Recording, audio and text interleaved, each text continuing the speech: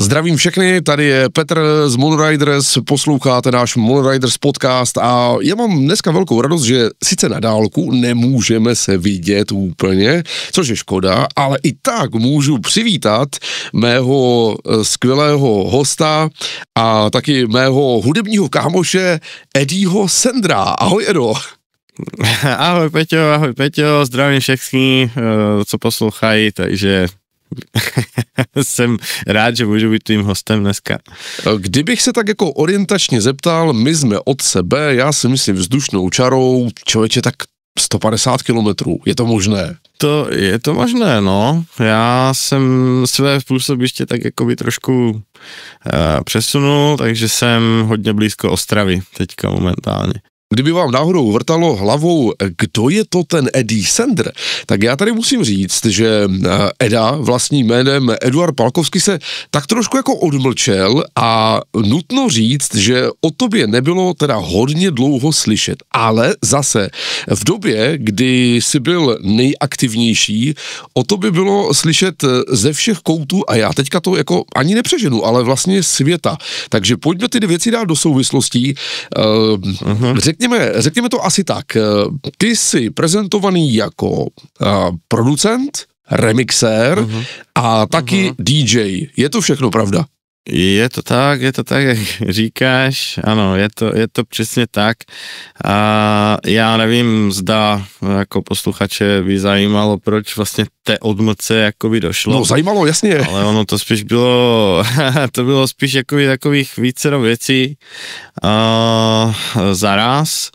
Takže první věc byla v podstatě rodinný život a to byl jako startovací bod byl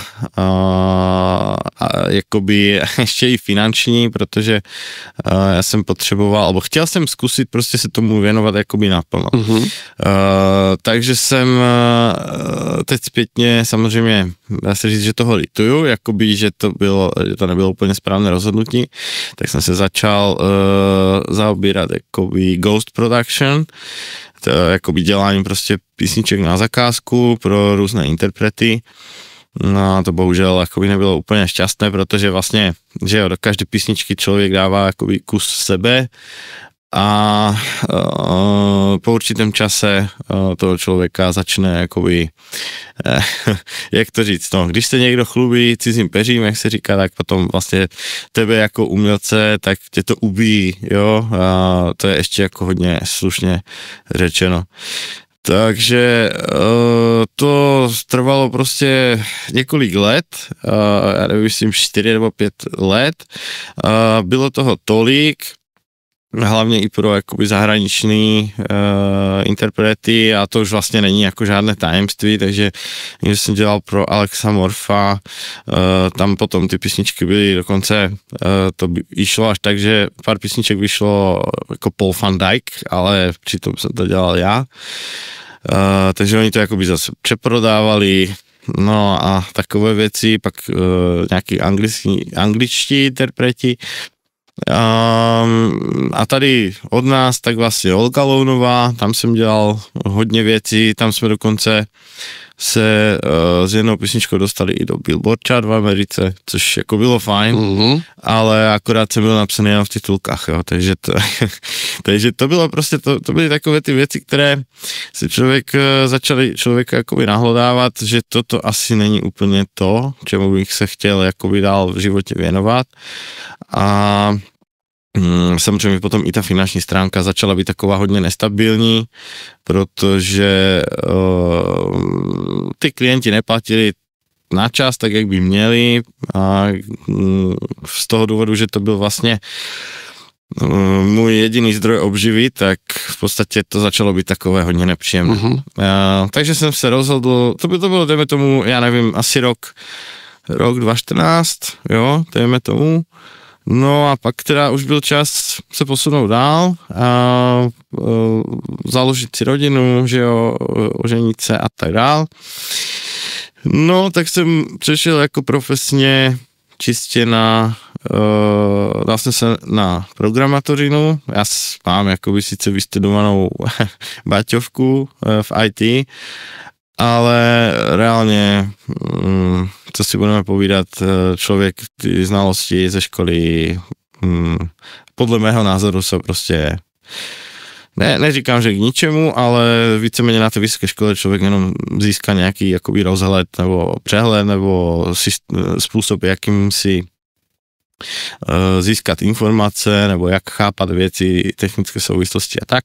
Takže jsem prostě naběhl do této IT sféry, začal jsem programovat, během let se ze mě stal jakoby seniorní programátor a tím pádem jsem se cítil už finančně jakoby v pohodě a začal jsem se zpátky věnovat jako muzice, ale tentokrát už ne biznisově, ale spíš jakoby srdcově, tak bych to řekl, jo, takže to byl vlastně ten vývoj a dá se říct, že poslední 4 nebo 5 let, tak to dělám fakt vysloveně jenom jakoby pro zábavu, dělám věci, které mně se líbí a nikdo mi neříká, jak to mám dělat, nebo jo, to byla taky bolístka, jako si nevadí, že to tady vzpomenu, ale to byla taky bolístka, že ty jsi jakoby dostával rady od těch klientů, že jak to oni chtějí, jo, ale to byly jakoby nekonzistentní změny. Když uvedu příklad, já nevím, prostě máš hlavní lead a ten zní, já nevím, je postavený hlavně na squareu, jo, nebo na pilkovém průběhu a celý zbytek písničky samozřejmě musí konzistentně sedět tomu, protože to máš takovou, dá se říct, jakoby symfonii, že se jedno s druhým doplňuje. No a on to chce vyměnit, já nevím, za piano, dejme tomu, jo, tak to prostě není možné, aniž bys změnil jakoby celou skladbu těch nástrojů, jo. Takže to bylo taky jako hodně úmorné najít nějakou takovou cestu. Rozumím. S těma klientama, no. Takže asi takhle, no. Takže to byl ten vývoj. Já jsem naposled jakoby pod sebou asi 2012, myslím, vydával věci, pak fakt byl asi 10 roků vlastně ta odmlka, že jsem dělal Ghosta a mezi tím jsem přeskočil na ten IT business, to dělám doteď. A jakoby teďka paralelně s tím prostě pro zábavu, jak fakt koníček, tak muziku.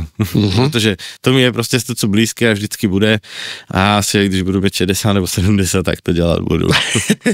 Takže asi tak, no. Já teda musím říct, že to je opravdu krásný pohled do tvého nitra a musím ocenit nejenom to, jakože vlastně takhle se k tomu dokážeš přihlásit, že vlastně ne, že to je všechno zalité sluncem a na obzoru jednorožci, ale co to taky člověku jako dokáže vlastně vzít na té duši.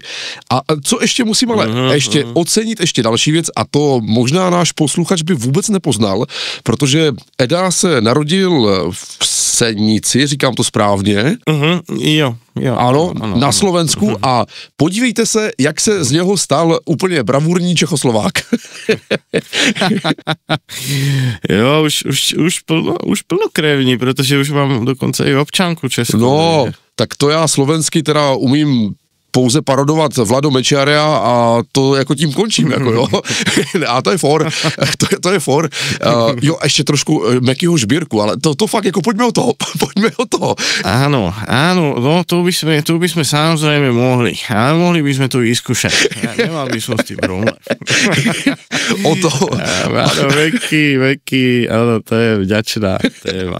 Od Triangelu pojďme mrknout do studia na muziku, protože já tady musím taky ještě vyzdvihnout to, jak Eda říkal, tak dělal jsem tedy tu Ghost Production pro mimo ty velké jména i pro české interprety, ale ty si sám měl jeden velmi úspěšný hit a já to myslím jako jeden z těch mnoha, ale ten jeden vyšel na prestižním labelu a prosím tě, protože to je fakt hodně let zpátky, opravně bylo to na labelu Armina van Burena. Jo, a já teďka fakt nevím, kterou písničku myslíš.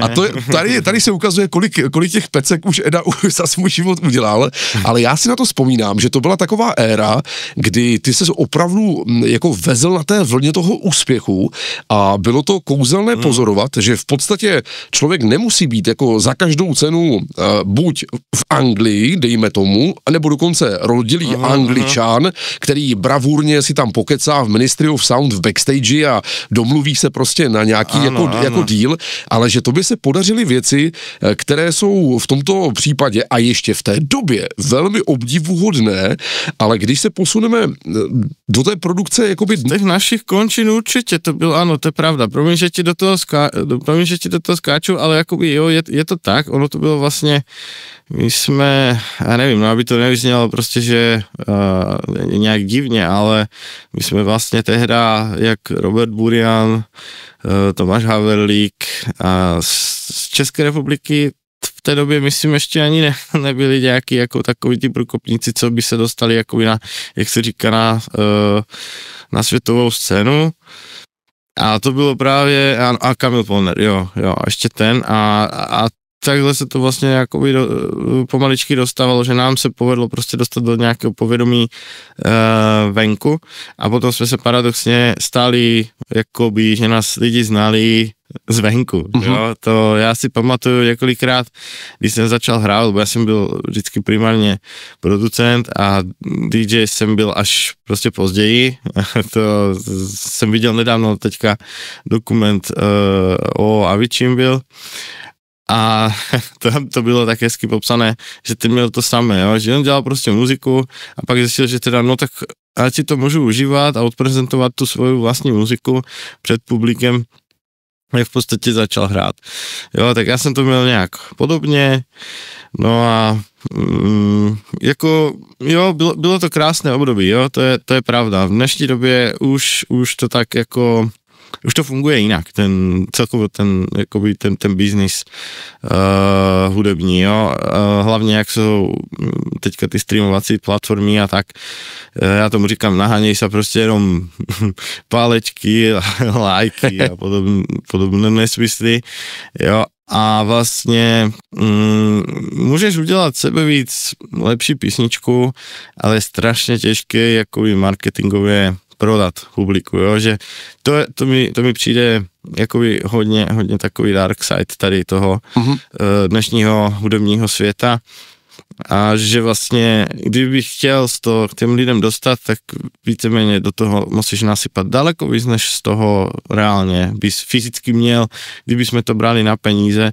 tak rozhodně bys jako prodělal na tom, jo, takže to má smysl jedině nastoupit jako na rozjetý vlak do velkého labelu, aspoň z mého pohledu, jakoby zpátky, to já teďka mám tak nějak jakoby asi v plánu, já ty kontakty ještě pořád mám, takže tam se o něčem jedná a to je asi jediná cesta, jo, protože doteď, alebo teď nedávno, já si většinu ty věci si prostě, buď jsem dělal self-release, nebo na menších labelech, ale to prostě nemá takový efekt, takže tak bych to asi jako řekl, že v dnešní době je to prostě složitější, jo, je haldy písniček, které vycházejí, teď ještě do toho nám začalo AI, jo, generovat písničky, sice dobře, ty artefakty tam prostě jsou vždycky slyšet, ale někdo, jak se říká, nevím, jak slovo chochmez, jakože jo.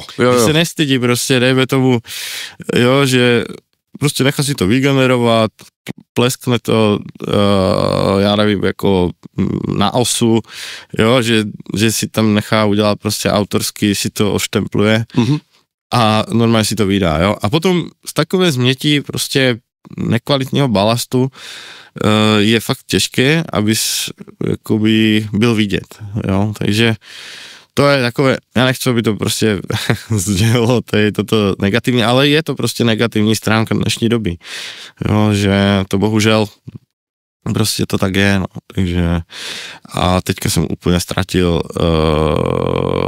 niť, že chtěl jsem je něco zeptat, takže promiň. V pohodě, tak já to řeknu takhle, teď jsme si s Edou tady posteskli, že to neúplně dobře funguje, jak by se nám líbilo, ale já to vrátím zpátky k myšlence toho, protože možná ne úplně každý z našich posluchačů zaregistroval, že Eda nám udělal na náš první vydaný single v letošním roce od Mona Riders taky remixy, takže doporučuju, já to dám každopádně každopádně do linku pod tento náš podcast, aby si to mohli poslechnout, ale dostanu se právě k tomu, že my jsme vlastně udělali takovou dost diametrálně odlišnou hudební spolupráci, popíšu v jaké bázi, tak zaprvé, žánrově to je jasné, tam je to úplně jasné, ale zatímco my do toho jdeme tady naprosto cíleně, jako nechci říkat pouze analogově, ale řekněme opravdu jako vintage nástroji, tak teď mě zajímá, aby to jsme odhalili tu tvoji kuchyni v současnosti, jak vlastně ty využíváš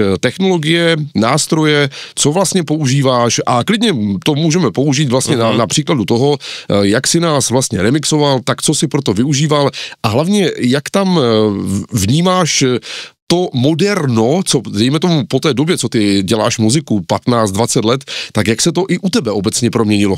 To je dobrá otázka. No, první věc, kterou musím říct, tak se mi na tom pracovalo velice dobře, protože originál je hodně originální na dnešní dobu, takže ten feeling, to se mi fakt jakoby líbilo, takže když mi to poslal, tak jsem řekl, jo, to je dobrý nápad, něco s tím zkusím, že prostě udělám to tak svojsky, prostě jakoby to našlápnout pořádně, ale zároveň jakoby zanechat i ty prvky, jakoby řekněme retro, nebo jak to Jo, chápu.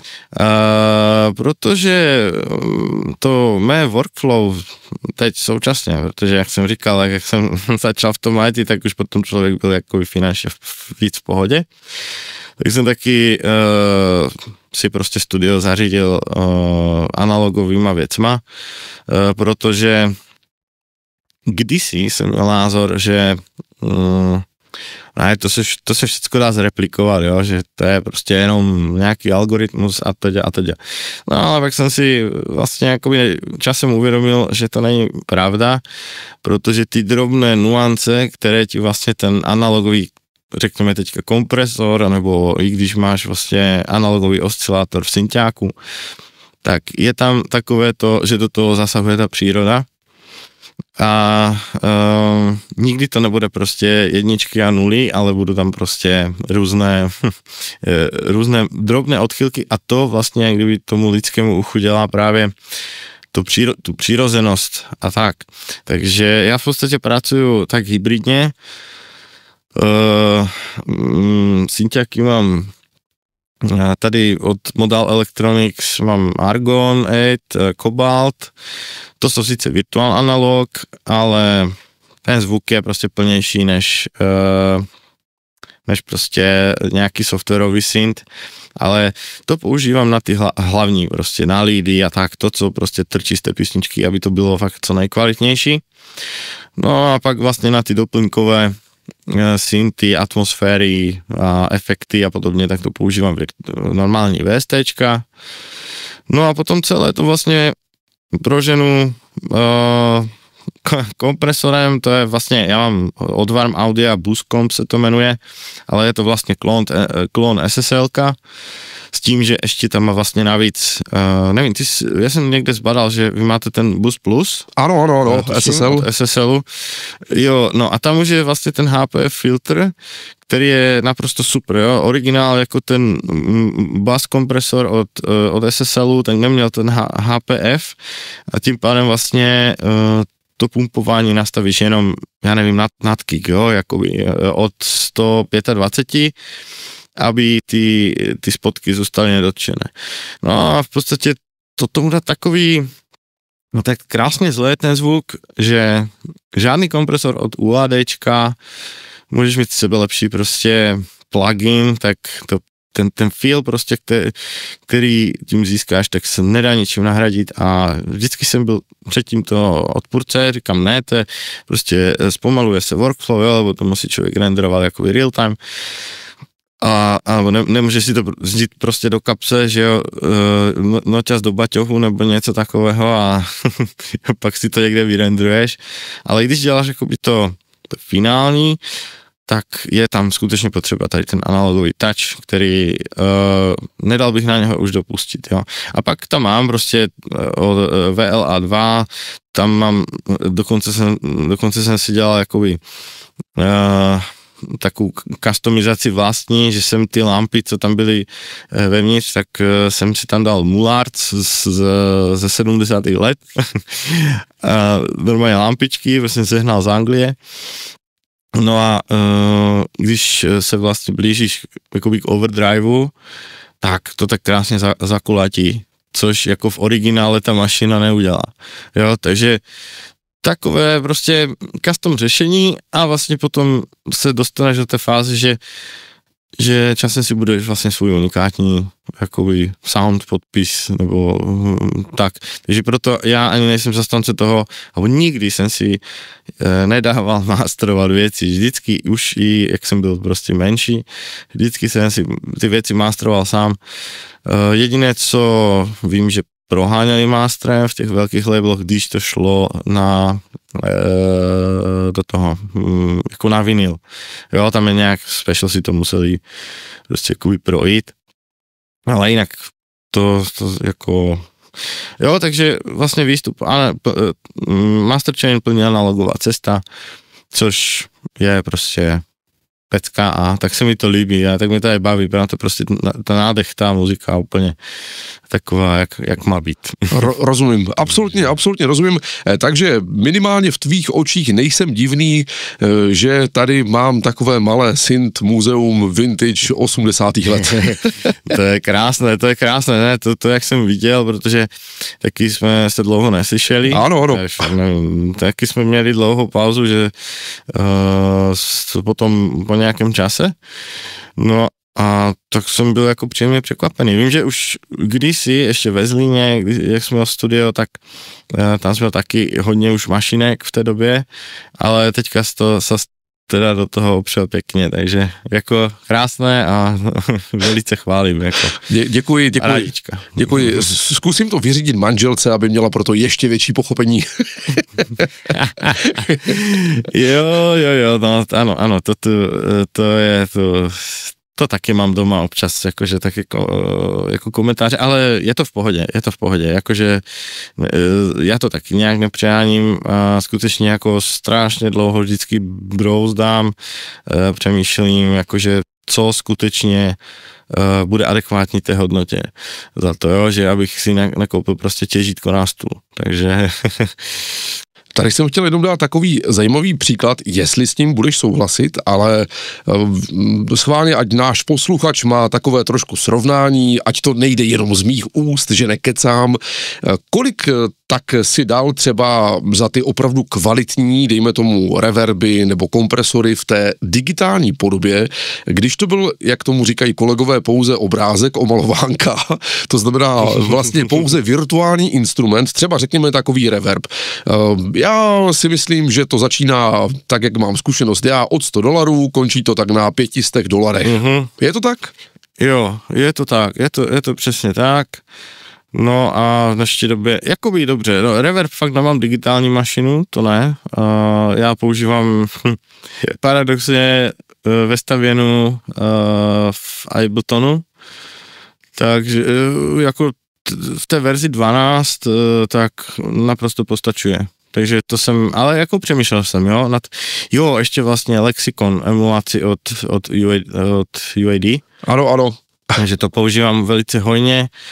To je jako asi softwarově možná asi nejlépe znějící reverb, jako bych řekl, z mého pohledu. No, ale je to pravda, jsou to palby, no. Že když člověk jako se opravdu posnaží a hledá, tak nakonec zjistí, že když koupí ten originál, dejme tomu z 80. nebo klidně i 90. let do reku, nějakou prostě vyloženě 1, 2 nebo klidně i 3 mašinu, tak ona se dá koupit ve výsledku třeba za stejnou cenu jako ten plugin, ale s tím skutečným zvukem. A to když člověk na to přijde, tak to je prostě vlastně takové to wow, aha, ano, ale potom je tam ten blbý prostor, že se to třeba špatně nese do vlaku nebo do parku, jo, tam to člověk nepoužije. Přesně tak, no, ale tak to jsi musel někde shánět na eBay, ne, nebo tak. Určitě. U nás jakoby na webu, no, jako pochybuju, že nějaký takový kousek bys našel našel v České republice nebo na Slovensku, to asi, to by byla velká vzácnost. Musím říct, že občas se podaří a většinou je to od takových chlapíků, kteří mají třeba 65 let, muziku ještě pořád dělají, ale už se jí nevěnují tak jako dřív a vlastně v podstatě se zbavují z jejich pohledů těch starých krámů, které jim zavazí a oni sami paradoxně přechází, tak jak říkají s oblibou, na digitál. A to je moje teritorium, tam já útočím a říkám, všecko mi to dejte. Ale jo, a jinak jako potom pro posluchače, pokud by se rozhodli tady tou cestou, tak si myslím, že dobrý argument je, že ona to v podstatě je dobrá investice do budoucna. A pokud udržíš samozřejmě jakoby ve funkčním stavu ty zařízení, tak ono to vlastně na ceně bude stoupat. Je to tak. Jo, bude jich míň a míň, bude to vzácnější. Jo, jako velice dobrý jakoby nápad, nebo tak, jakože super, jako parádička, no, to jsem rád, že takže když bych chtěl nějaký autentický zvuk, tak se stačí obrátit na tebe. Jo. Když jsme u těch dobrých investic, tak schválně, já teďka udělám takový krok a napíšu do eBaye aktuální cenu mikrofonu, který tady mám, a který je originálem někdy z kraje 80. let. Je to teda, podotýkám, Neumann U87 a ty si zkus tipnout, za kolik se Neumann U87 dneska tak dá koupit, v tomto pozor, vintage stavu, nemyslím takové ty nové moderní klony, ale za kolik se dá koupit krásný, použitý, funkční mikrofon Neumann U87. Ty brďo, no tak to budu střílet od boku, ale tak vím, že Neumanny jakože ty stoja pod 100 to nejde, takže já nemám ponětí, kolik by stál takový fakt jako real vintage, nevím, to fakt jako nechci asi typovat, já nevím, asi víc než nový, ne? Tak člověče... Jakoby, nebo míň? Taková ceníčka, kterou tady vidím, se pohybuje od 137 do 160 tisíc korun. No, tak ano, tak to za to už má nějaká rodina jako slušné auto. A tady, nějakého super bíka. Tady chci přesně říct, že toto je třeba bod, kdy já jsem tento mikrofon kupoval samozřejmě už před mnoha lety a dal jsem tehdy za něho asi 45 tisíc korun, takže on ve své podstatě neustále roste na své hodnotě, takže já si myslím, že ano. pokud nás bude poslouchat nějaký třeba mladý nadšený producent nebo někdo, kdo se prostě vrtá jenom rád v tom gíru a chtěl by mít třeba i svoje studio, tak ten analog, já budem tomu říkat analog, prostě analog je vlastně, ano, jak přesně říkáš, dobrá investice, ano, je to tak. Jo, já jsem to až teďka, jak jsme se o tom bavili, tak já jsem si to předtím neuvědomil, ale až teď mě to vlastně tak jako vnuklo, že to v podstatě jako i fakt dobrá investice. Jo, že z pohledu manželek to může být prostě další krám do skříně, ale ono to je v podstatě jak s veteránama, no. Aha, ano. Když jsme u vintage nástrojů, máš třeba nějaký synťák, který by si strašně moc přál a říkáš si, dobře, kdybych na něho měl, jak už to tak bývá, místo, peníze a čas, že by si ho rád pořídil? Jo, no to místo, to je tady teď už takové, že to mám tak vybudované, že už není moc prostor na další, ale určitě, no takhle, banuju, to je jako, že lituju toho, že jsem kdysi prodal ten Virus TI 2, ten jsem měl a vím, že teď vlastně vyšlo jakoby, no to je, nevím, jestli to nazvat emulaci, ale v podstatě jakoby oni uvolnili, Access Music, oni vlastně skončili a uvolnili firmware toho virusu a v podstatě přes emulátor v počítači ti běží ten samý systém 1:1, to, co bylo vlastně v tom synťáku. Ale nevím, prostě nevím, jestli to je takový jako psychologický jenom efekt, ale nedojde mi to, že by to znělo tak, jak by to mělo znít, když to hraje z té mašiny. Jo, chápu. Ale to bych tak jakoby, samozřejmě, že co jsou taky ty legendy, jak je nějaký ten Jupiter, nebo já nevím, od Rolandu prostě, jo, to by bylo zajímavé si s tím pohrát, jako jo. Takže rozhodně, ale já například mám s těma synťakama, já jsem se dostal do fáze, že bych si to prostě jenom nahrál a pak bych si to jako vpálil, jak se říká, do vavu, ale to, co má vlastně ten model Electronics, tady u těch Argon a Cobalt, tak mají taky tu samou integraci, jak měl ten virus, že v podstatě si to otevřu jako VSTčko v tom a mám pořád vlastně tu flexibilitu to měnit, jo? Že nemám to vpálené jako do vavu, takže je to taká hybridní práce, takže pro mě osobně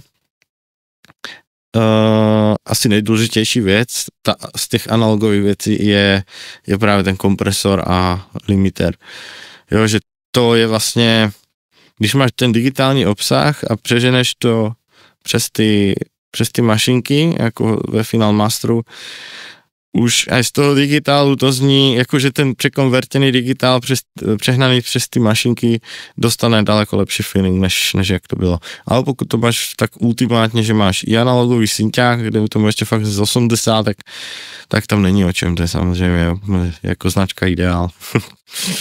Jo, takže asi takhle, no, jako nemám vysloveně jako asi synťák, který bych zháněl po internetu a zkusil ho nějak prostě získat.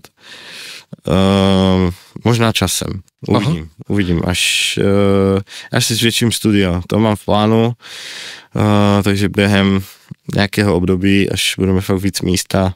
Lebo nepočítal jsem s tím, já jsem prostě si říkal, dobré, budu dělat zase pořád digitálně, takže místa bylo takový omezeně, mám to zároveň jako pracovnu, jakože prostě, že to programuju a tak. A postupně se to rozrůstalo, ale už jako prostě ten prostor nenafuknu. Jasné. Mám pro tebe každopádně dobrou zprávu, protože když jsi říkal, že by se ti jako hodil, že by se ti líbil takový třeba Jupiter od Rolandu, tak Edo, dobrá zpráva, právě se dívám na eBay, že ho zlevnili a že Roland Jupiter 8 stojí už jenom 599 000 korun. Jo, tak to už je ta skutečná jako legenda, no to jsou fakt ty legendární synťáky, jo, to je pravda.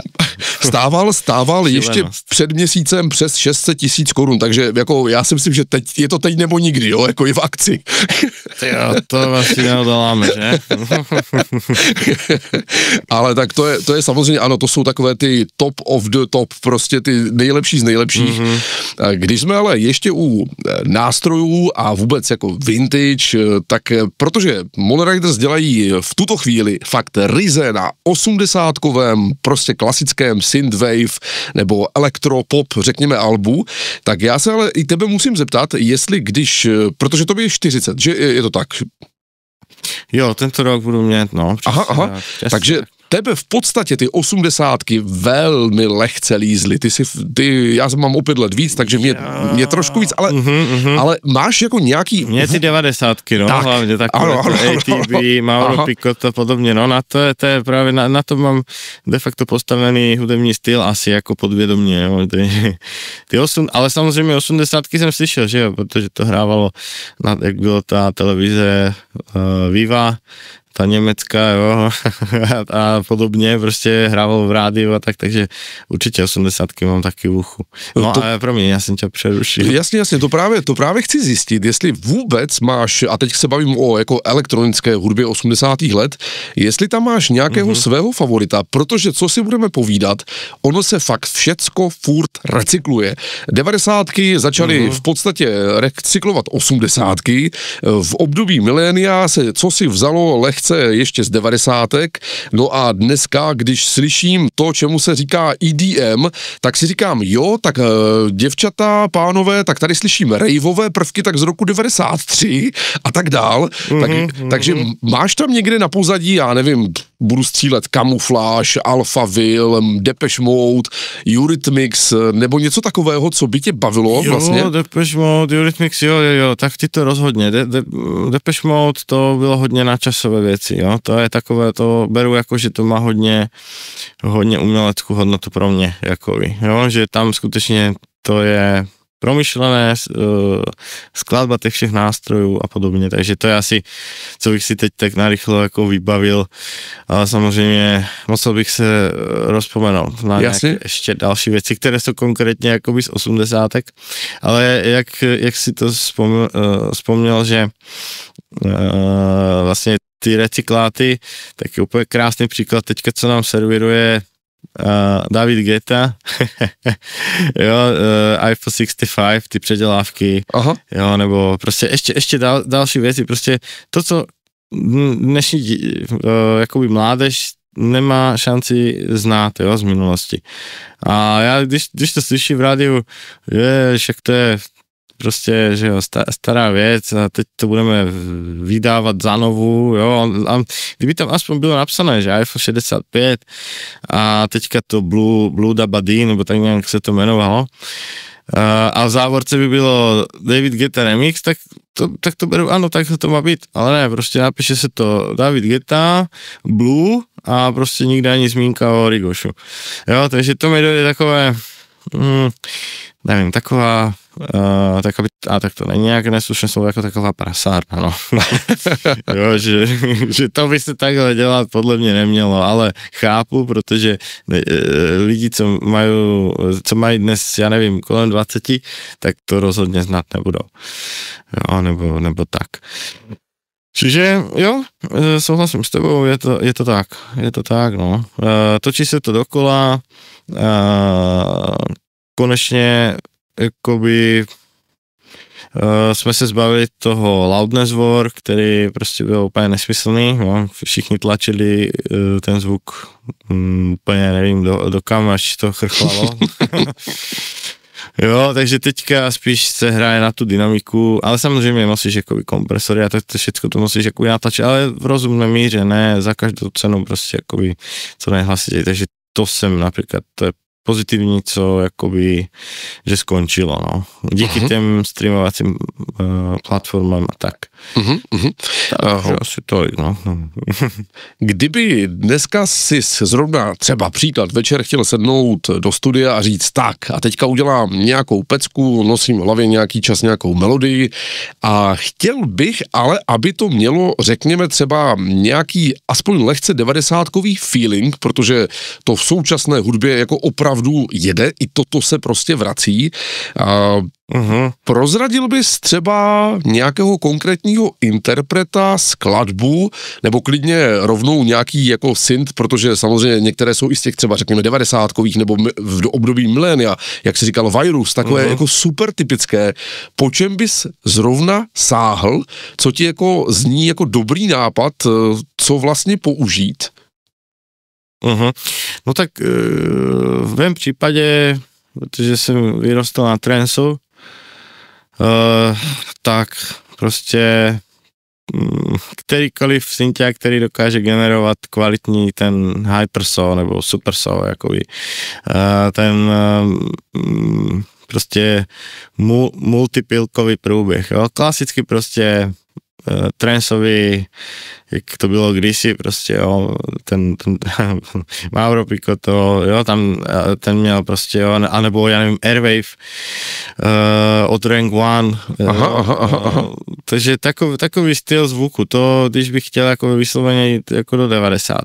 Samozřejmě, kdybych chtěl komerční 90, tak no asi takhle bych to asi řekl. Nikdy bych se asi nevyhnul tomu nepoužít ten supersaw. Jo, že a z kterého konkrétního synťáku já hodně používám Avenger od, no, to je jakoby ten Manuel Schleiss, ale já teďka nevím, jak to... Nexus? Keyvelt Audio.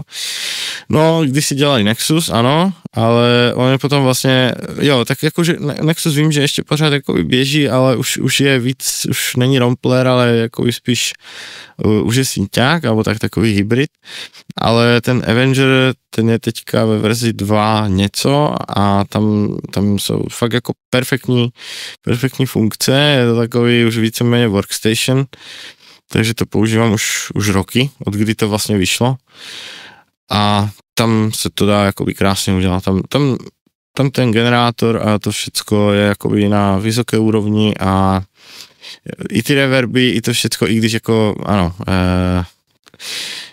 no, aby se v tom nezamotal, když bych chtěl zachovat ten feeling prostě 90kový, tak bych rozhodně nemohl používat takové ty finty, že já nevím, reverb dělám prostě někde bokem a tam na tom reverbu dělám jakoby ten sidechaining, to foukání, jo, že aby se něco s něčím nebylo, tak jak se to dělá vlastně moderně. Ale tehdy se to dělalo tak, že prostě ten byl zvuk ze synťáku, na to byl hozený prostě reverb a tak se to prostě dalo, byla jedna stopa, jo, a do toho hrál kopák a neřešilo se prostě, že jestli to fouká, nefouká. Jo, a maximálně se řešilo, že basa, aby jakoby se nebyla s kopakem, ale když chceš, jakoby, když bys skutečně chtěl dosáhnout ten feeling té staré muziky, tak ti stačí nedodržovat ty moderní pravidla a v podstatě pravidla, no, nějaké ty vychytávky, jo. Ty vychytávky se dělají hlavně díky tomu, abys měl co nejvyrovnanější, nejvyrovnanější to pásmo a abys i při nízké hlasitosti dosáhl vlastně tu RMS hodnotu, jakoby tu průměrnou, že aby to působilo hlasitě, i když to reálně nebude prostě takový, jak je v Auditionu nebo v jakýmkoliv editoru, prostě ten párek klasický, jo, tak nafuknutý. Takže ty v podstatě budeš mít krásně dynamický průběh, ale zároveň to bude i nahlas. A to je vlastně asi to největší umění, jakoby zvukařské, to jakoby udělat tak, aby to nebylo jenom prostě, že je to vyženu gainem. Takže to je z mého pohledu. No a když vlastně chceš dosáhnout, že jo, když si to bylo, pustíš si starou, pustíš si novou písničku, vidíš tam obrovský rozdíl hlasitosti, no a tam je vlastně, když to bude nakreslené, tak tam až takový rozdíl nebude, ale právě těm technikám, jak se teďka zvučí věci, tak proto tam je takový velký rozdíl. Jo? Takže tam by stačilo fakt, jak jsem říkal, nechat prostě ty ocásky reverbové, ať se to vždycky bije jedno s druhým a máš 90 věc. To je můj názor, jako chápu. Není, že to tak je, ale to si myslím, no. Jo, chápu. My se tady tak rozněžňujeme nad tím, jaký synth a jaký reverb a kompresora, máme to takové jako technické, ale protože už jako jsme velcí kluci a co si pamatujem, zeptám se, je nějaká pravděpodobnost, když se zamyslíš nad tím, že máš prostě rodinu, že máš už řekněme trošinku jinak přestavěné hodnoty v životě, je nějaká pravděpodobnost, když se zvrátil k muzice, kterou děláš, jak říkáš, už pro radost, že by ses třeba vrátil někam na stage jako DJ?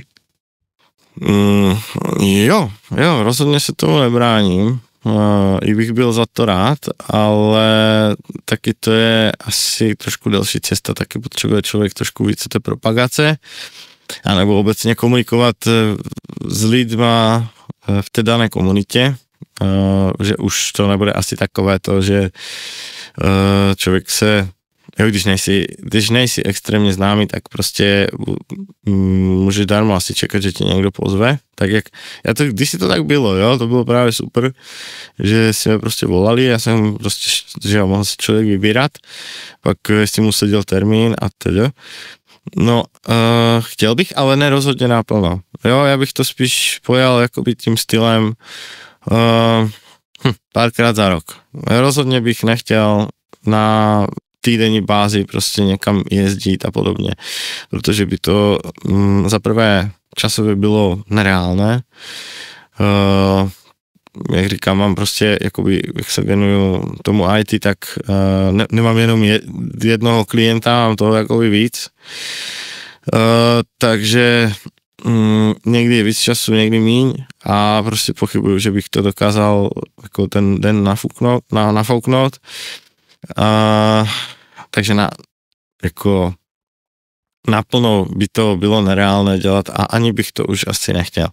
Jo, vím už teďka kolem té 40, jak to člověk přetáhne, že vzhůru, já nevím, do 2, do 3, tak na druhý den je člověk rozsekaný strašně. Takže představa, že někde do rána tam prostě hopsám, tak to asi už bych, to by se nedalo dlouhodobě udržet, no.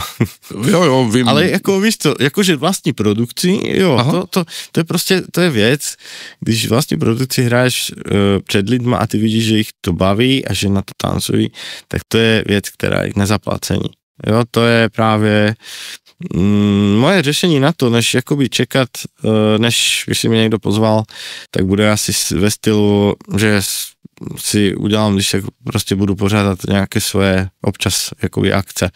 Jo, to je asi, to mi dojde asi jakoby tady z toho východisko, to, co mě vlastně jakoby psychicky uspokojí, a že mi to dá vlastně tu sílu, tu hudbu dělat, jo, protože takhle ano, dostane se to sice ven, anebo jestli, že to mělo nějaký support, nějaké radio show, a z osy ti dojdou prostě nějaké koruny, jo, nějaké tantiemy a podobně.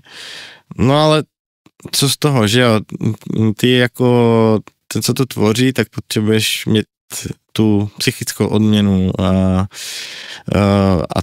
největší odměna pro jakoby tvůrce muziky, tak je prostě to, když vidíš, že to někoho baví, anebo jo, tu reakci prostě, že tehda víš, že to děláš dobře. Takže to si myslím, že je velice podstatné a to je to, co mi například teďka ještě chybí. Já nepočítám teďka, jakoby když mám, že s přátelama, jo, že se tady potkáme, nějaká grilovačka a podobně, tak samozřejmě to se odprezentuje, ale prostě fakt jakoby velký prostě dáv lidí, tak to si myslím, že by bylo úplně super a to bych ještě rád jakoby toho dosáhl, no. Občas, jo, 2krát za rok klidně mi to stačí. Rozumím a podepisuju, že ani já už si úplně nedokážu představit, tak jak jsem dřív hrával 10krát za měsíc, takže bych se k tomuto dneska stejně aktivně měl vrátit, ale já když to spočítám, tak v podstatě já jsem byl skoro 20 let na tour a to jako, to slovy teenagerů dneska to nechceš. Jo, to je, ano, je to šílenost, no. A i v té době, když jsem to jako aktivně taky, já jsem teda zase to neměl až takhle, jo. Já jsem naštěstí, jakože to nebylo až tak, už v té době by mi to asi nevyhovovalo tak často, ale jakoby bylo to úmorné, jo. Pořád to cestování a prostě, nebylo to úplně vančo. A to byl možná jeden z těch důvodů, proč já jsem potom vlastně mě napadla ta myšlenka toho ghost producingu a nebylo to jakoby z mojí hlavy, ono se to potkalo, Robert Gittelman kdysi byl prostě relativně známý trendsový jakoby interpret, no do té doby než jsem zjistil, že si to vlastně jenom kupuje. Jo, a on mě potom vlastně oslovil. No a tak to začalo, jak jsem to začal dělat, jo, byly to vlastně rychlé peníze, no a pak se to nabalovalo, dal tam potom další, jo, to se nějak rozkliklo prostě mezi těma lidma a bylo toho víc a víc, no tak jsem přestal vlastně hrát, no, protože to bylo prostě, no tak nějak se to potkalo, ale to bylo, říkám, to bylo nějak v roku 2010, jo, a ono to tak postupně potom vlastně to hraní bylo míň a míň, tady té práce bylo víc a víc, až pak vlastně se to dostalo do fáze, že jsem odešel z práce, já jsem tehda, však se dělal v barumce po škole, myslím 2 roky, no a pak jsem vlastně jo, takhle to bylo v podstatě, no, ale jako fakt to nebyl dobrý zážitek jako z dlouhodobého hlediska. Jo, to člověka fakt jako vytucne, necháš tam vlastně svoju dušu v těch písničkách a nikdo ani pak neví ve finále, že jsi to dělal ty, takže to nebylo dobré rozhodnutí. Takže jestli můžu, jestli mezi posluchačema někdo takový je a přemýšlí nad tímto scénářem, nedoporučuju to. Když tam může být lákavé, jakoby, že má hned rychle peníze, není to dobré. Myslíte na svou psychiku. Tak, dneska... tak doporučení. Dneska jsme to vzali jako takový vzdělávací výchovný pořad v podstatě. Ano, je to tak. To je pravda, ale jako super, no, jako dobré, no, já myslím, že jsme to prolitli jako celku hezky. A jako samozřejmě takhle, abych to uvedl na správnou míru, že jo, vždycky se říká, konec musí být vždycky, měl by být pozitivní, jinak to je potom špatně. Já jsem rozhodně ty věci, co jsem říkal, tak to nemyslím tak, jako že to je prostě, že víc útrap, než prostě užitku. Ne, to není pravda.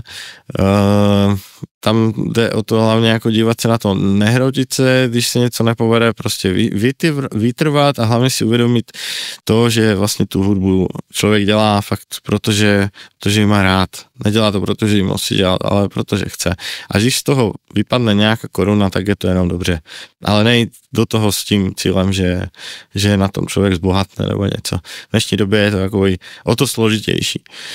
Takže je to všecko pozitivní a říkám, je vždycky, ještě tam hraje faktor náhody,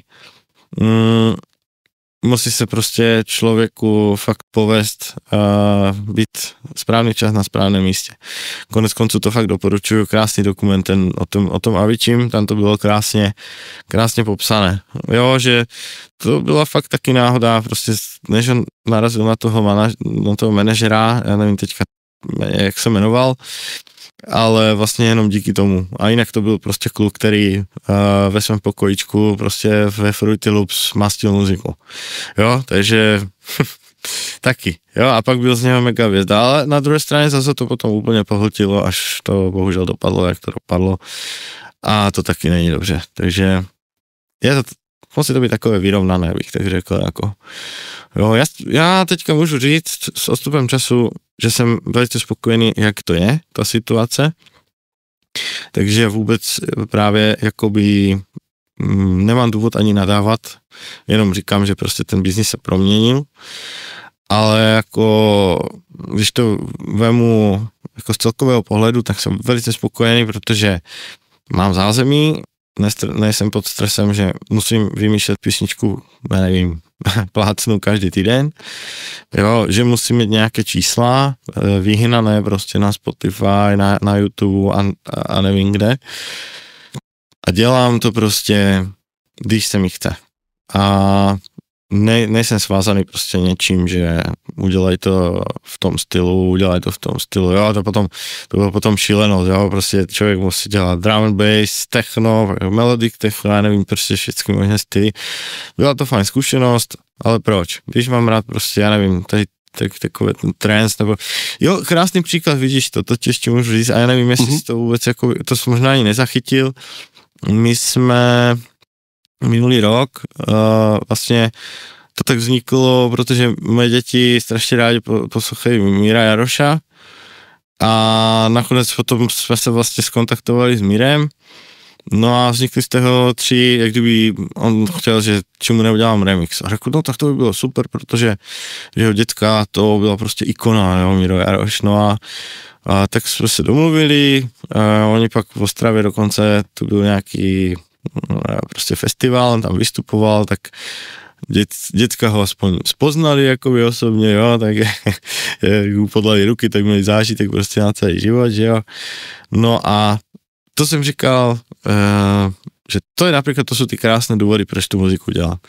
Jo, že, a fakt mě to bavilo, protože já jsem měl tu možnost, že jsem si vybral ty písničky, které se mi od něj fakt líbí, já jsem dělal vlastně to disco, pak vidíš, to je vlastně takové tež, jakoby taký retro nádech a já jsem to teda udělal trošku, jakoby jsem to přitvrdil, jo, potom dospělý jsem dělal a tobogán, jo, a jako super a měl jsem dokonce jako hodně feedbacku z internetu, jo, že lidi psali, jo, že super, protože když jsem to oznámil, tak všetci, že jdeš dělat Jarošoviny.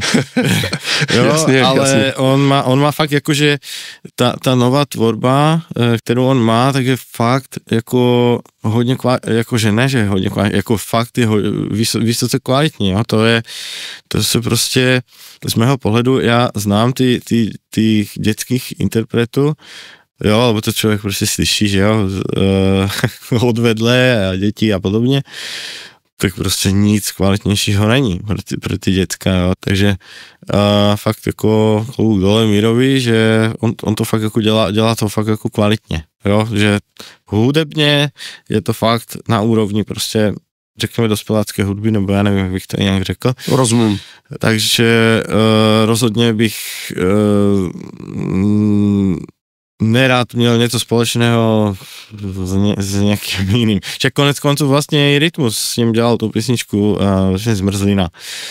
Jo, takže a potom jsem někde viděl rozhovor a říkal, no, že nejhezčí pocit byl prostě, když jeho syn, nebo však má taky teďka nějak malého syna a říkal, že když prostě ho viděl v tom klipu a že se mu slzičky jako vytlačily do očí, tak to je přesně ten důvod, proč to má člověk, jako proč to dělá, jo, a také něco podobného, jako tyto pocity jsem měl právě, když jsem dělal tady ty Jarošoviny, takže takže fakt jako kvůli děťom a dělalo mi to radost a jako super, no, takže to jsem chtěl ještě jako vzpomenout, že to bylo tak jaký taková zajímavá odbočka prostě, jak kdyby profesní, nebo jak to říct, a super zkušenost, no.